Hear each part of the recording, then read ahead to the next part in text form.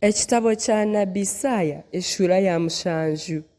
Isaaya okugambira Ahazi ebyokumugumya. Mu businge bwa Ahazi mwene Yosamu mutabani wa Uziya omugabe wa Yuda, Rezini omugabe wa Asiriya na Peka mwene Remaliya omugabe wa Isirayeli bakiinamuka Yerusalemu kugirwanisa konka tibagibaasa. Ab'enju ya Dawudi kubagambirwe ngu Abasiriya bakwatanise n'aba Efurayimu, omutima gwa Ahazi n'emitima y'abantu be yatetema nk'emiti y'omu kibira erikutengyesibwa omuyaga. Mukama yagira Isaaya ati, shohora hati ogende na mutabani wawe Sheyali-Yashubu obugane Ahazi aha muheru gw'omukura gw'ekiyanja kya ruguru ekiri aha muhanda ogurikuza aha musiri gw'omwozi, haza omugire oti, oyerinde ohisye omutima omunda oreke kutiina kandi otaha Ahazi bw'ekiniga kingi kya Rezini n'Abasiriya n'ekya mwene Remaliya bari nk'ebicumurwa bibiri by'enkanza ziri kucumba. Nomanya ko Abasiriya n'Abefurayimu na mwene Remaliya bakugiriire n'amambi nibagira bati, mwije twinamu kye tutere Yuda tubatiinise tubekuburire twemeke mwene Taberi ab'omugabe waayo.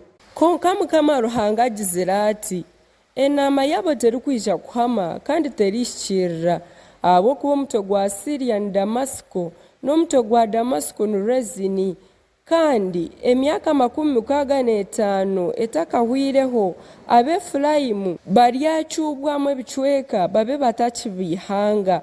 Omutwe gwa Efurayimu ni Samariya n'omutwe gwa Samariya ni mwene Remaliya. Kumurayanje kwikiriza buzimazima timulihama. Akamanyiso ka Emanueli. Mukama yagaruka yagira Ahazi ati, shaba Mukama Ruhanga wawe akamanyiso, oshaba kali kuhika okuzima owanyamuteza nari kali kuhika haiguru owaherebe. Konka Ahazi yagira ati, tindikwija kushaba kandi tindikwija kugeza Mukama. Isaaya yagira ati, imwe enju ya Dawudi mwe nimuhurire, nimugira ngu n'ekintu ky'okurusya abantu mukataho n'okurusya Ruhanga wanje. Nicho Mukama wenka alibaheera akamanyiso. Reba, omwishyo shugina lyagirenda azaara omwana w'omwojo amwete Emanueli. Ogwo mwana kwarimanya kwanga ekibi n'okuyamu ekirungi aryatungwa amatega amakamo n'obwoki. Ahabw'okuba omwana ogwo kwari batakagizire bwengye bw'okwanga ekibi n'okuyamu ekirungi, ensi z'abo bagabe bombi ab'orikutiina ziryabefurukwa.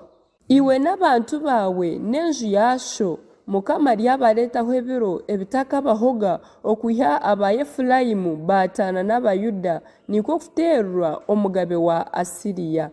Okucwecerezibwa kw'ensi ya Yuda. Omu bunaku obwo Mukama lyayetesa ekicuruzo enshohere eziri omu bicweka by'obukomooko bw'emigyera ya Misiri n'enjoki z'omu nsi ya Asiriya byona byije bijanjara omu mpanga ezitatuurwamu n'omu nyanga z'amabaare n'omu bishaka by'amahwa byona n'omu mariisizo goona. Omu bunaku obwo Mukama lyamwishokye aha mutwe n'obwoya aha bigyere abimwise orumwiso rw'entiizano orurugaseeri omugyera Fulaati, niwe mugabe wa Asiriya kandi rumareho n'obureju. Omuri obwo bunaku omuntu aryariise ente ento y'enzigiija n'entaama 2 kandi ahabwa amate aguziri kukamwa kuba mingi aryatungwa amatega amakamo, kandi n'abarisigara omu nsi boona baryatungwa amatega amakamo n'obwoki. Kandi omu bunaku obwo omwanya gwona ogwabiire gubamu emizabibu 100 erikugura shekeri 10 guryamerwamu emikwatangwe n'amahwa. Oyine obuta n'emyambi niwe arihikayo ahabw'okuba ensi yoona eryabemezibwamu emikwatangwe n'amahwa. Kandi n'ebingo byona ebyabiire bihingisibwa efuka oryatiine kubihikamu ahabw'egyo mikwatangwe n'amahwa kureka biryaba ebyokunaguramu ente n'entaama.